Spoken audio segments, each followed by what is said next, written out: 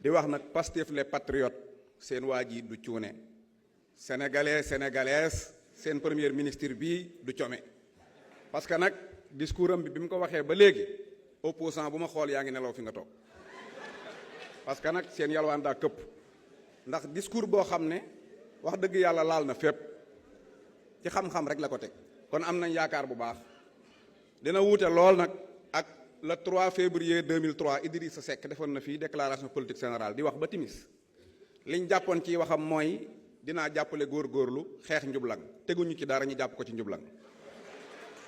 kii nag bu soobee yàlla dana wuuteeg moom ndax damay wax ne làmmiñ wu dul fen cër yu dul mooy xel mu sell mu dul gaaw a juum moo ciy sax te suñu référentiel bi ñu am ci di guy nga xam ne mooy vision prospective bu 2050 kenn musu